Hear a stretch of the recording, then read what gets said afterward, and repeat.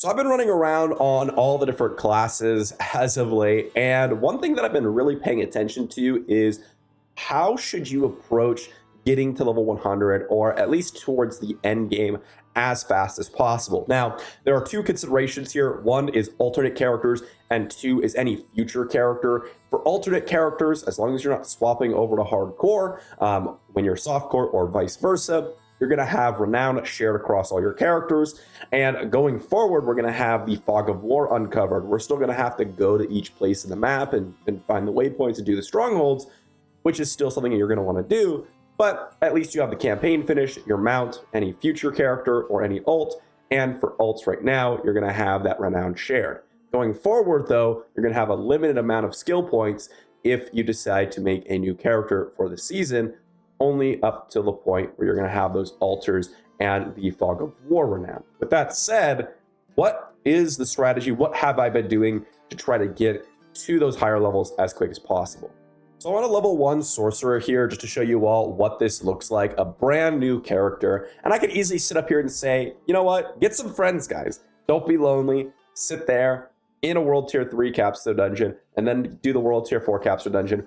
Your friends carry you through there. You just chill, find a normal dungeon, sit at the front while they clear, and you could easily power level yourself within like an hour all the way up to like level 60, level 65.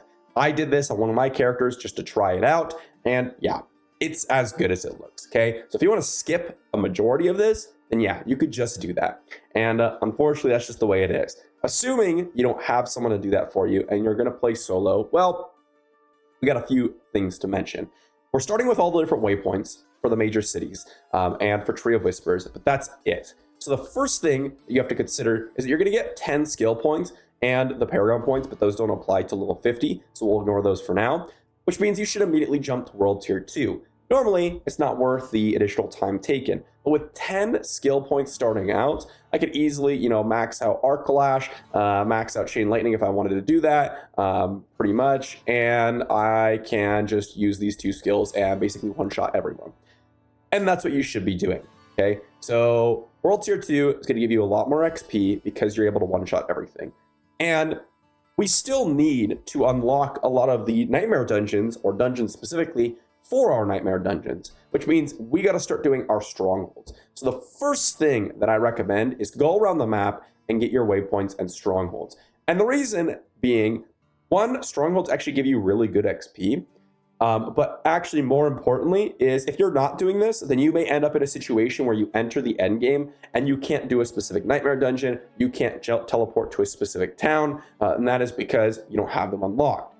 We want to avoid that. It's going to waste a lot of time later on because we'd rather doing higher XP stuff later on than sitting around and doing strongholds or waypoints or whatever. When we can actually do Nightmare dungeons, we want to be doing those. So first off, you want to get the strongholds and waypoints out of the way. Keep in mind, strongholds are based on your static level. So you're going to want to start in the Fractured Peaks and do the strongholds here. I generally was able to do it at level 1 with the additional skill points, but it's something to consider. You don't want to jump into Saragar, Ked, Bardu, or anything like that and start do those strongholds over there because you're going to die. It's way too high level. So strongholds first, get the waypoints, start unlocking the map. After you've done that, you actually have the Tree of Whispers immediately. And that is because you do not have the campaign to finish. So we can start doing the Tree of Whispers as soon as we start our character. Now you can absolutely do this if you wish, but I generally prefer the strongholds. But after I do the strongholds, I immediately jump in and start doing Tree of Whispers completions for the dungeons across the map. This is partially why we would like to go ahead and get our waypoints so that we can actually complete the Tree of Whispers dungeons across the map. Without the waypoints, we're going to immediately stall our progress, okay? Along with the dungeons here, you can actually kind of side note into some PvP zones. Ideally, if you're in World Tier 1, World Tier 2, you're going to avoid these scenarios because PvP zones tend to be impacted with a lot of people. But if they're not, PvP zones can actually be a pretty good way to level, and something that I would honestly try to do if you can. Keep in mind, it also works the Tree of Whispers. After you do the Tree of Whispers for a little while, you can actually start doing the Capstone Dungeon 3 for World Tier 3, that is, pretty much around like level 40. I would say that's a pretty reasonable thing to do, seeing as you have the additional skill points and you might have additional pieces of gear, etc. You should be able to go ahead and do the capstone dungeon for World Tier 3 at around level 40. Shouldn't have too many issues there. And depending on what class, of course, it'll be easier, maybe even sooner. I've done the World Tier 3 capstone dungeon at like level 35 on the rogue. Maybe even sooner than that I could have potentially. And if you're on softcore, I mean, you could die a couple times. It does not matter, right? Do that, immediately unlock World Tier 3, and then guess what? We're going to be doing this for the rest of our time in Diablo 4, basically. Helltide zones and Nightmare dungeons. Now, anytime a Helltide zone is going to pop up, you can do it if you need the resources. If you have a main character and you've been doing Helltide zones on your main character, you may not be to do it on this character. And that means that you could stick to Nightmare dungeons. Well, Nightmare dungeons, specifically, the way it works is you want to go 3 ahead. This is very, I guess you'd say, information that I've repeated quite a bit. And it's because it's the most important information in the game. Because Nightmare dungeons are basically 80 to 90% of all cons that you're going to be doing post-World Tier 3 with the buffs. And the ideal scenario is to do 3 levels above. People have mentioned XP getting increased as you increase your levels, and that is true. However, there is a bonus experience that the game does not tell you at all when you're fighting a monster that's up to 3 levels higher than you. So usually, fighting a monster that's 3 levels higher than you is going to give you 25% bonus experience, and then in addition, you're not going to waste a ton of time fighting the way higher level monsters, despite them getting you more XP. Usually about 3 levels higher is going to be that sweet spot. So I have a beautifully drawn paint graph here, or depiction of a formula that you could follow for any Nightmare sigil, okay? And it goes as follows. You have your sigil level, plus 50, plus your world tier is going to give you the monster level of that sigil. So for example, for sigil 1, you're going to have 54 level monsters. For sigil 3, you're going to be adding 50 to that, plus 3, which is going to give you 56. That's the level of the monsters, okay? Which means that because of this formula here, we can actually determine what level monsters, or what level sigils rather, is going to be perfectly 3 levels above us. And I recommend it not going below this number, but you can go higher than it, because if you go below it, then you're going to start losing the bonus XP, because it'll only be like 1 or 2 levels higher than you, or even perhaps lower level than you, and you're going to take an XP reduction. So you always want to remain at least 3 levels higher than you in order to farm XP efficiently.